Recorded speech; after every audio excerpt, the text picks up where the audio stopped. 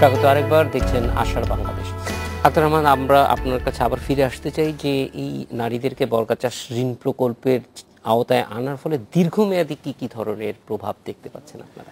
তো ওই দীর্ঘমেয়াদীর কথাটা যেটা বলছিলাম, যে ঋণ দিলে সাধারণত অনেক সময় দেখা যায় যে এটা আমাদের খাদ্য পিছনে খরচ হয়ে যায়, দীর্ঘ ইনভেস্টমেন্ট যেটা সেটা হয়তো হয় না। কিন্তু এই ক্ষেত্রে যেটা হচ্ছে এটা খুবই আশাব্যঞ্জক একটা। কিন্তু কেন হচ্ছে, আমার মনে হয় এটা একটা বড় কারণ, যেহেতু এটাকে ওই নারীদেরকে এটা মানে তাদেরকে দেওয়া হচ্ছে।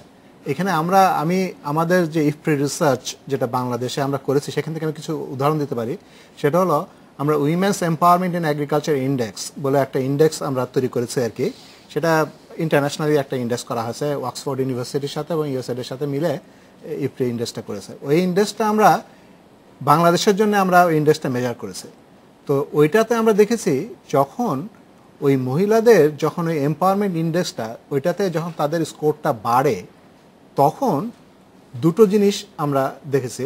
একটা হচ্ছে, তখন মহিলারা এই এগ্রিকালচারের ইয়েতে যে ক্রপ ডাইভার্সিফিকেশন যেটা হয়, হ্যাঁ, বা আরও পুষ্টি যেসব খাদ্যতে থাকে, এইগুলোতে দেখা গেছে যে তখন ওইসব ধরনের ক্রপগুলো বেশি প্রডিউস হয়। খালি ক্রপ না, এবং লাইভ স্টক বলেন, পোলট্রি, এসব জিনিসে আর কি।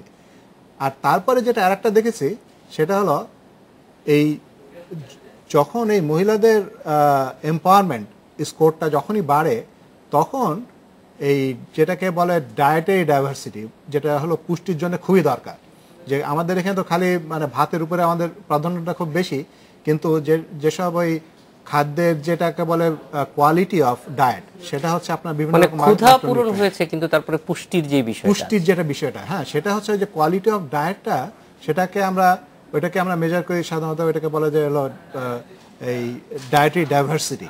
তো ডায়েটারি ডাইভার্সিটিটাও আমরা দেখেছি, যখন নারীর ক্ষমতায়ন বাড়ে, যখন এম্পাওয়ার্ড হয়, তখন ওনাদের ইয়েতে হলো ওই হাউসহোল্ডে এবং বাচ্চাদের হলো ওই ডায়েটারি ডাইভার্সিটি স্কোরটা বাড়ে, এবং এটা আমাদের পরীক্ষিত।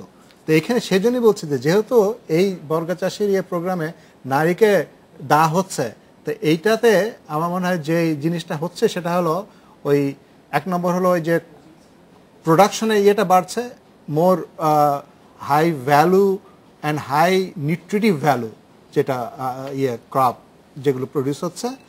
আর এই পরে যেটা হবে সেটা হলো ওই তার সাথে সাথে ওই যে ডায়েটারি ডাইভার্সিটি, যেটা আমাদের ডায়েটের কোয়ালিটি, সেটা বৃদ্ধি পাবে। তো এই দুটো জিনিসই হচ্ছে আমাদের জন্য খুবই দরকার, যেটা লং টার্ম মানে ইনকাম এবং ফুড সিকিউরিটির জন্য।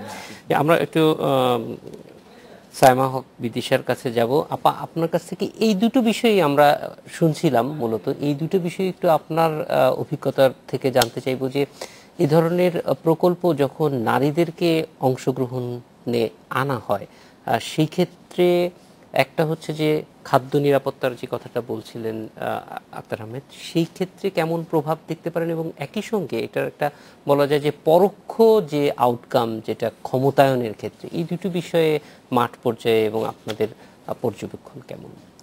আচ্ছা, প্রথমত আমরা যদি নারীর ক্ষমতায়নের বিষয়টা বলি এবং কৃষির ক্ষেত্রে যদি বলি, কৃষিতে কিন্তু আমরা দেখতে পাচ্ছি রিসেন্টলি একটা ফেমিনাইজেশন ঘটছে।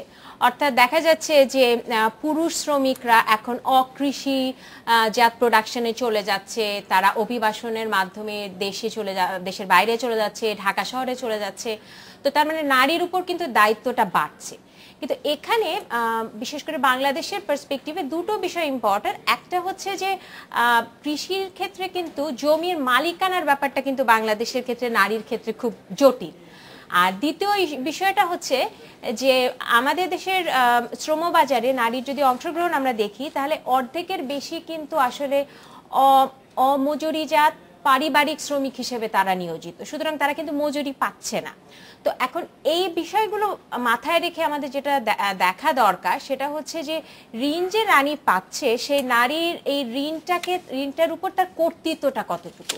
সো নারীর ঋণের উপর কর্তৃত্বটা যদি থাকে, তাহলে আমরা যেটা বলতে পারবো যে প্রথমত সে তার একটা অর্থনৈতিক স্বাধীনতা আসছে, যেটা আমরা দেখতে পাচ্ছি বিভিন্ন ধরনের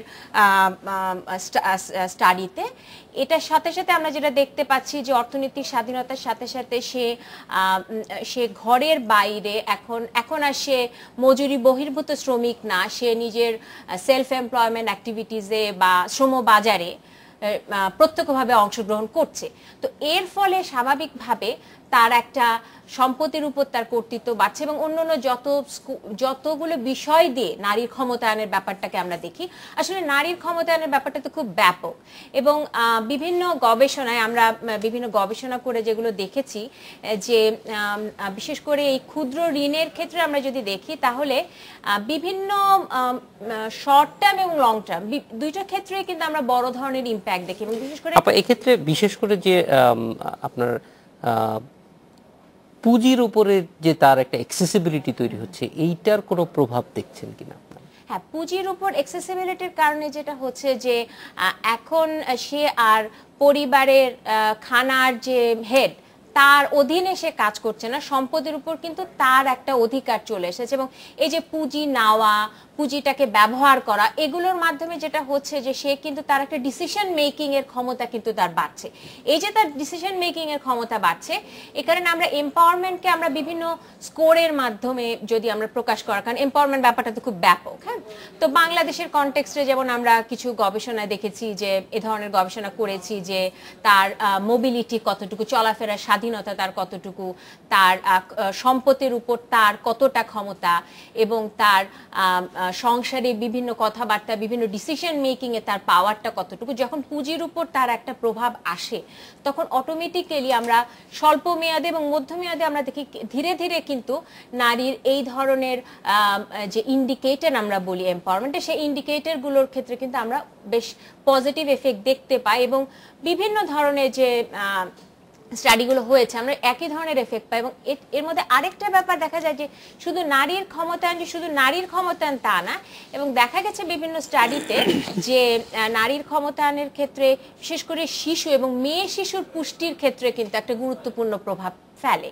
এবং আরেকটা ব্যাপার ইন্টারেস্টিং, সেটা হচ্ছে যে এই স্টাডিতে হয়তো বরগাছাসির ঋণের ব্যাপারটা এটা হয়তো পরবর্তীতে আরেকটু দেখা যেতে পারে, সেটা হচ্ছে যে ছেলে মেয়েদের শিক্ষা, বিশেষ করে মেয়েদের শিক্ষা, এটা কিন্তু একটা লং টার্ম ব্যাপার। হ্যাঁ, যে আস্তে আস্তে কিন্তু মেয়েদের শিক্ষায় আমরা প্রভাবটা দেখতে পাই। তো এই ধরনের শিক্ষার ক্ষেত্রে নারীর এই ঋণের উপরে তার একটা ক্ষমতা, কর্তৃত্ব, এবং তারপরে সেটা তার ক্ষমতায়নে সাহায্য করে, এবং সেটা পরবর্তী প্রজন্মের উপরও তাদের হিউম্যান রিসোর্স ডেভেলপমেন্টের ক্ষেত্রেও কিন্তু কাজে লাগে।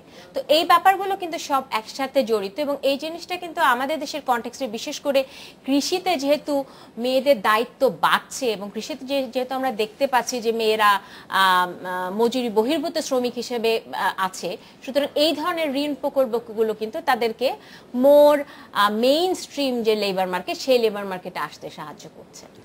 আপা, আমরা এই ক্ষেত্রে একটু ডক্টর মালেকের কাছ থেকে জানতে চাইবো যে আপনাদের যে গবেষণা চলছে, অবশ্যই খুব ছোট আকারে, কিন্তু সেই ছোট আকারের গবেষণার মধ্যেও কি আপনারা কোনো ধরনের এই যে পজিটিভ ইন্ডিকেটরসগুলির কথা বলা হচ্ছে, সেক্ষেত্রে কোনো ধরনের উপস্থিতি দেখতে পেয়েছেন যে নারীদের এই অ্যাক্সেসিবিলিটি টু আপনার লোন অ্যাক্সেসিবল হওয়ার কারণে তাদের এই যে ক্ষমতায়নের যে কথা বলা হচ্ছে এবং পুষ্টির যে কথা বলা হচ্ছে, এইটা আসলে কতটুকু বেড়েছে আপনাদের এই গবেষণা এলাকায়? হ্যাঁ, ধন্যবাদ জাহিদ হোসেন। হ্যাঁ, গবেষণাটা কিন্তু ছোট নয়, কারণ আমরা যে মেথোডোলজি ইউজ করেছি, যে স্যাম্পল সাইজ সবকিছু মিলে গবেষণাটা ছোট নয়। তবে হ্যাঁ, টাইম ফ্রেমে ইট ইজ মানে শর্ট টার্ম, 2 বছরের টাইম আমরা কনসিডার করেছি। কিন্তু হ্যাঁ, অবশ্যই আমাদের ইচ্ছা আছে 3-4 বছর পরে আবার রিভিউ করতে স্টাডিটা।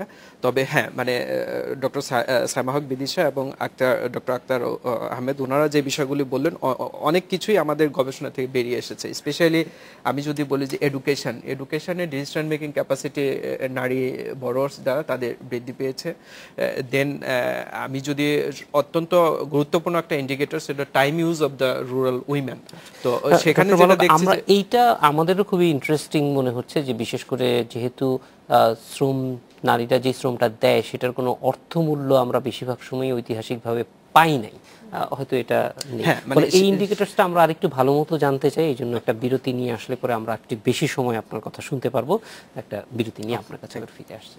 আশা বাংলাদেশে যাচ্ছে আরেকটি।